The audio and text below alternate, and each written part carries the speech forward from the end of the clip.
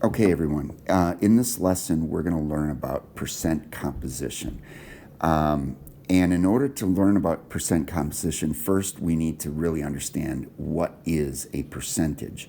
And you guys are really familiar with percentages. Every time that you take a quiz or a test, you always look at what did you get right out of how many total points there were. You're calculating percentages every time you do that.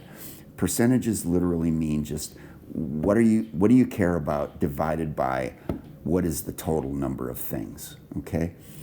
In this first example, let's say you took a little quiz or a test that was 20 points in all. And out of that 20, you got 18 correct out of 20, okay?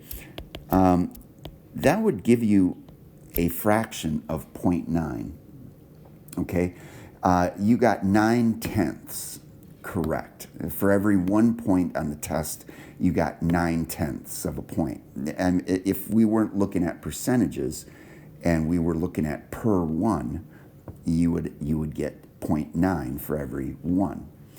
But we're not looking at per one, we're looking at percent. Percent means for every 100. Okay, so what did you get for every 100 points? If you take that 0.9 times 100, you would get 90%. Okay, you got 90 per 100. You got 90%. Okay, what about number two? Calculate the percentage of people with blonde hair in our class. And you know what? We're not in class right now, so let's just make this up. Let's just say that there were 3 people in a class of, I'll just go with 20. Okay, so 3 out of 20 students have blonde hair. All right. If I want the percent, I would take 3 divided by 20 times 100. Okay, 3 divided by 20 is 0.15. Okay, that's 0.15 for every 1. Okay, but per 100, we would multiply by 100. So times 0.15 times 100 is 15%. 15 per 100. Okay, let's try some other examples. For this next one, we have a bicycle that has a total mass of 55 pounds. Now, just to distinguish what we're doing here from what we did before, the stuff we just did was per number of things. Here, we're going to find a percent by mass. All right, so we've got a total mass of the bicycle is 55 pounds. Okay, you take the wheels off the bike and find that the wheels weigh 5 pounds each.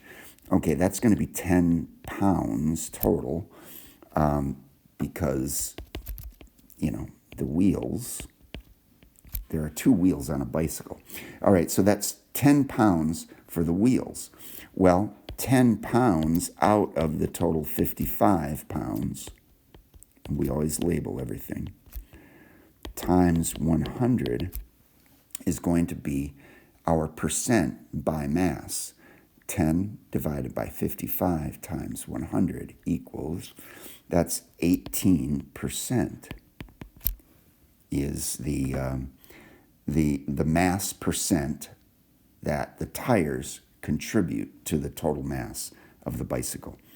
So the wheels make up 18% of the total mass of the bicycle. This is the percent composition by mass of the wheels on the bike. All right, now, we just worked with a bicycle. What we're going to do now is work with chemicals. We're going to work with substances. And but it's going to be exactly the same thing. Now we're just going to do some chemistry. So in this next problem, now we're dealing with water, okay? And we all know that water is H2O. We're going to talk more about that in class. But let's say we have 200 grams of water we take that 200 grams of water and we break it into 22.2 grams of hydrogen gas and 177.8 grams of oxygen gas, okay? Hopefully you see that 22.2 plus 177.8 equals 200 grams of water. We just took the water and we chemically broke it down into hydrogen and oxygen. Okay, so now the question is, what is the percent composition by mass of hydrogen? Well, what was the mass of the hydrogen? It was 22.2 grams. How much water did we have? 200 grams of water. All right, if I wanted to find the percent composition, I just divide 22.2 by 200 and multiply by 100. All right, so that comes out to be 11.1% hydrogen by mass. What about the oxygen? Well, I'll bet some of you could look at this and say, well, that's easy. It's only made of hydrogen and oxygen. I know that 11.1% of it is hydrogen. That must mean then that 100 minus 11.1 would be my percent composition of oxygen. So, yeah, you could do that. But this is what we're going to do right now. We're going to take 177.8 grams of oxygen divided by the total 200 grams of water times 100, and we will get 88.9% oxygen by mass. All right? All right, guys. The rest of this worksheet is exactly the same thing, okay? I really don't think that I need to run through any more of this with you. If you have questions about what we're doing, bring your questions to class, but I fully expect that everybody's going to finish this worksheet, all right? If you're having trouble with what I just showed you, watch this video again. And if you really have trouble, email me. But I expect that everybody should be able to do this worksheet before class, which is going to be now on Thursday. Yeah, Thursday would be our next class period. All right, guys, good luck, and I'll see you in class.